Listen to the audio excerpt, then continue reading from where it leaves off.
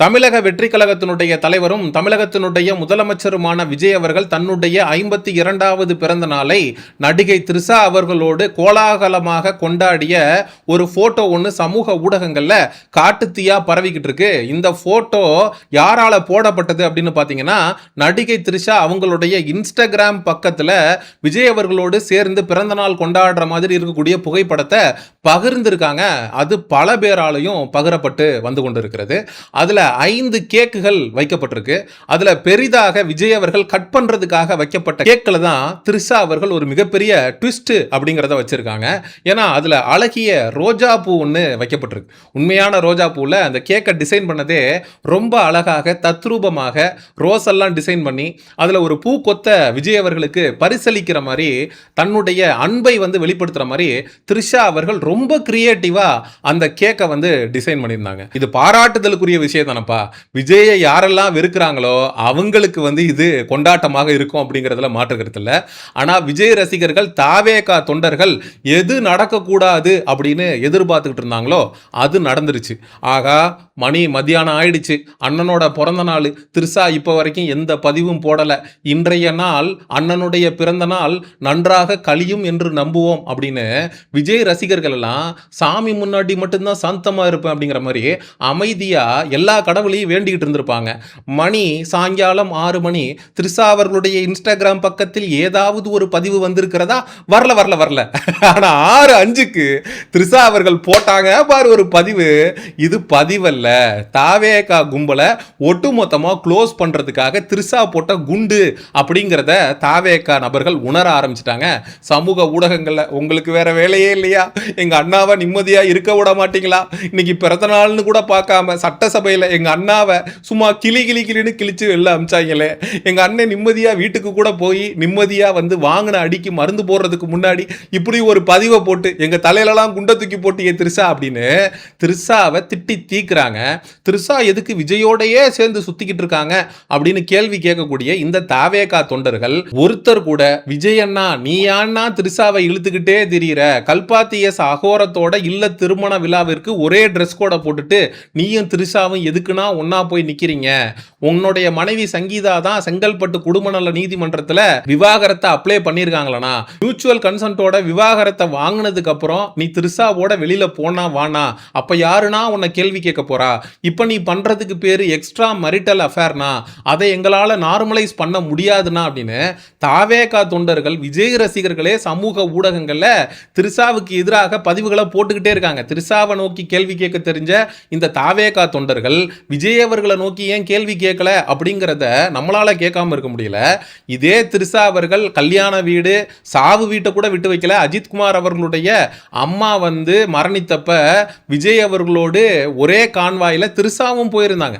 அப்போ அஜித்குமாரும் விஜயும் சேர்ந்து அந்த கட்டி பிடிக்கிற தலையும் தளபதியும் சேரக்கூடிய அந்த மொமெண்ட்டை கூட எங்களால கொண்டாட முடியலையே, அந்த 2 பேருக்கு நடுவில் த்ரிஷா வந்து நந்தி மாதிரி நிக்கிதே அப்படின்னு வயிற்றுலையும் வாயிலையும் அடிச்சுக்கிட்டு இதே தாவேகா தொண்டர்களும் விஜய் ரசிகர்களும் சமூக ஊடகங்கள்ல ஒப்பாரி வைத்த அந்த ஒப்பாரி ஓலம் கூட இன்னும் கரையல.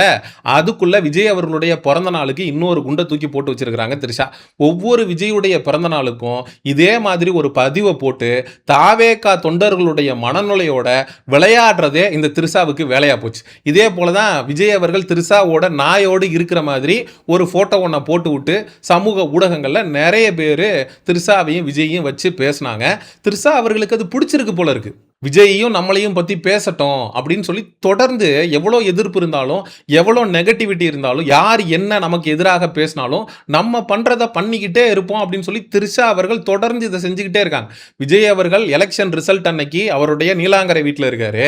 108 தொகுதியில தமிழக வெற்றி கழகம் முன்னிலை அப்படின்னு தெரிஞ்சதும் விஜய் அவர்களுடைய நீலாங்கரை வீட்டுக்கு முதல் ஆளாக சென்றது யாருன்னு கேட்டீங்கன்னா நடிகை த்ரிஷா அவர்கள். நம்ம த்ரிஷா அவர்களை விஜய் அவர்களோடு பழக வேண்டான்னு சத்தியமா சொல்லல. நீங்க தாராளமா பழகுங்க, போட்டோ எடுங்க, அதை போடுங்க, எந்த பிரச்சனையும் இல்ல. ஆனால் விஜய் அவர்கள் இதற்கு முன்னாடி ஒரு கல்யாண வாழ்க்கையிலிருந்து வெளியில வராம இருக்காரு. அப்படி கல்யாண வாழ்க்கையிலிருந்து ப்ராப்பரா லீகலா டிவோர்ஸ் வாங்கிட்டு வெளியில வராத ஒரு நபர் கூட நீங்க பழகுறீங்க அப்படின்னா கண்டிப்பா அதற்கான பின் விளைவுகளை, கிரிட்டிசிசம த்ரிஷா விஜய் 2 பேரும் சேர்ந்து தான் ஃபேஸ் பண்ணணும். ஆனா அன்பார்ச்சுனேட்லி த்ரிஷா இது மாதிரி ஒவ்வொரு செயல் செய்யும் போதும் எல்லா தாவேகா தொண்டர்களும் விஜய் ரசிகர்களும் த்ரிஷாவை நோக்கி தான் கேள்வி எழுப்புறாங்களே தவிர ஊசி இடம் கொடுக்காம நூல் நுழையாது. நம்மளுடைய விஜய் அண்ணன் வந்து அமைதியா இருந்தா த்ரிஷா ஏன் இப்படி பண்ண போகுது அப்படின்னு விஜய் அவர்களை நோக்கி கேள்வி எழுப்ப மாட்றாங்க அப்படிங்கிறது உண்மையிலேயே வேதனை அளிக்கிறது.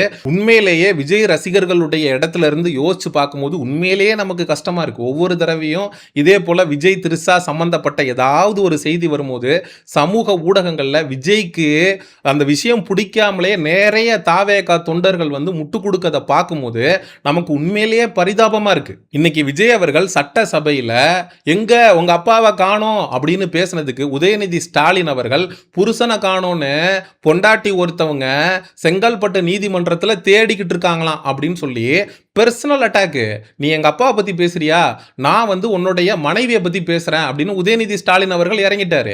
அதே போல திமுகவுடைய எம்எல்ஏ விஜய் அவர்கள் வந்து எங்க தலைவரோட குடும்பத்தை பத்தி பேசினார்னா அவர் குடும்பத்தை பத்தி நாங்க பேச வேண்டியிருக்கோம் அப்படின்னு அவங்க பேசுறாங்க. இப்போ திமுகவுக்கு அடிச்சுதுரா ஜாக்பாட்டு. இந்த விஜய் த்ரிஷாவோட இந்த பிறந்த நாள் கொண்டாட்டத்தை வச்சு விஜயை எந்த அளவுக்கு டேமேஜ் பண்ண முடியுமோ பண்ணுவோம் அப்படின்னு சமூக ஊடகங்கள்ல ஊப்பிகள் எல்லாம் களமிறங்கி விஜய்க்கு எதிரான பதிவுகளை போட ஆரம்பிச்சிட்டாங்க. திரும்ப திரும்ப நம்ம விஜய் அவர்களுக்கும் த்ரிஷா அவர்களுக்கும் எதிராக பேசுவதற்கு ஒரே ஒரு காரணம் மட்டும்தான். எந்த ஒரு சூழ்நிலையிலையுமே எக்ஸ்ட்ரா மெரிட்டல் அஃபேர் அப்படிங்கிறத நம்ம நார்மலைஸ் பண்ணவே முடியாது. ஏன்னா விஜய்க்கு இருக்கக்கூடிய லட்சக்கணக்கான தொண்டர்களுடைய எதிர்காலம் சம்பந்தப்பட்ட விஷயம். என் தலைவனே அப்படி இருக்காரு, நான் அப்படி இருந்தா என்ன அப்படின்னு நாளைக்கு இதே மாதிரி கல்யாணமான ஒரு ஆண்மகன் நாளைக்கு தன்னுடைய மனைவி கிட்ட சொல்வதற்கான வாய்ப்புகள் அப்படிங்கிறது அதிகம். அதனால விஜய் அவர்கள் லீகலா டிவோர்ஸ் அப்படிங்கிற ஒரு ப்ராசஸை மதிச்சு இந்த சட்டத்தை மதிச்சு பேசுறப்பெல்லாம் அம்பேத்கருடைய சட்டத்தை நாங்க மதிக்கிறோம், அம்பேத்கருடைய கனவுகளை நாங்க நிறைவேற்றோம், 8 பட்டியலின சகோதரர்களுக்கு வந்து நாங்க அமைச்சரவையில இடம் கொடுத்திருக்கோம், நாங்க வந்து 4 பெண்களுக்கு வந்து அமைச்சரவையில இடம் கொடுத்து சமூக நீதியை பாதுகாத்திருக்கோம் அப்படின்னு பேசக்கூடிய விஜய் இதே அம்பேத்கர் ஏற்றி வச்சிருக்கக்கூடிய சட்டத்தையும் மதிக்கணும்ல.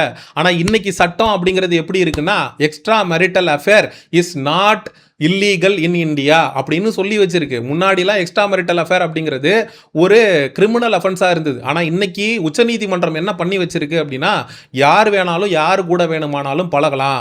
ஒரு எக்ஸ்ட்ரா மேரிட்டல் அஃபேர்ல ஒருத்தங்க இருக்கிறாங்க அப்படின்னா அவங்கள சட்டப்படி தண்டிக்க முடியாது. ஆனா சம்பந்தப்பட்ட பெண்ணோ ஆணோ அதை வச்சு விவாகரத்தை அப்ளை பண்ணலாம் அப்படிங்கிறது தான் நம்ம சட்டம் அப்படிங்கிறது சொல்லுது. அப்படிதான் சங்கீதா அவர்களும் குடும்ப நல நீதிமன்றத்தில் விஜய் அவர்களுக்கு இன்னொரு நடிகையோட தொடர்பு இருக்கு, அதனால எனக்கு விஜய் அவர்கள்ட்ட இருந்து விவாகரத்து வேணும் அப்படின்னு சொல்லி டிவோர்ஸும் அப்ளை பண்ணியிருக்காங்க.